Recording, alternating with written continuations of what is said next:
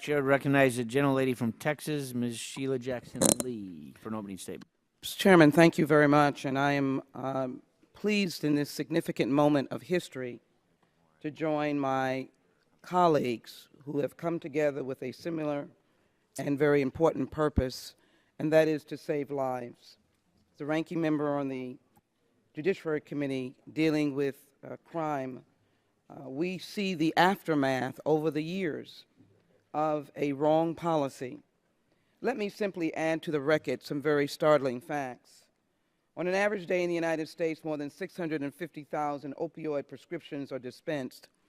3,900 people initiate non-medical use of prescription opioids.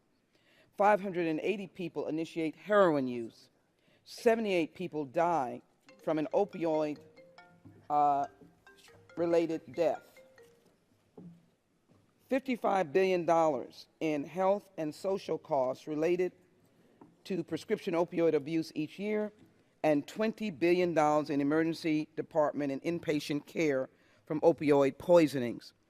This conference committee is on the right direction. There are worthy bills. The problem is huge. Between 2000 and 2014, almost 500,000 people died from drug overdoses, based upon the statistics I've just read.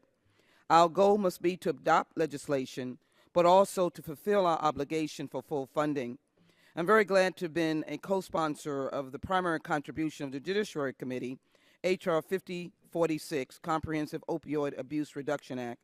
Glad to work with my ranking member and chairman and the chairman of the subcommittee, the crime subcommittee.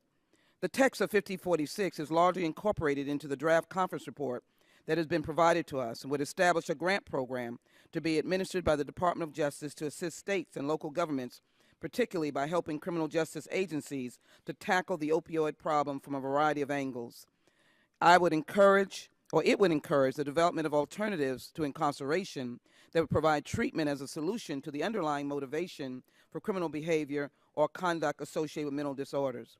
Breaking news: there are no mandatory minimums in this legislation. Combined with other treatment programs under the jurisdiction of other committees and proposed to be included in the conference report, the approach Congress is taking with the crisis of heroin and other opioids is thoughtful and comprehensive. The National Association of Counties in the United States has one of their suggestions or elements is provide for greater use of Nexalone. We have done that. We're training police officers. I hope it signals a departure from some of the failed approaches concerning other drug crises in the past. For instance, many of you know that our response to the surge in crack cocaine, powder cocaine, in the 1980s was to enact an enormous amount of draconian mandatory minimum penalties with vastly disparate treatment for crack and powder cocaine. At that time, Congress took action that we are still trying to rectify.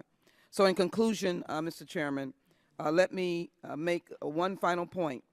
We know that in that instance, many of those who were incarcerated were African Americans. Today we have an opportunity to turn the page on heroin, as I hope we'll turn the page going forward, dealing with these drastic and terrible acts that impact society and cause great death. With that, I yield back.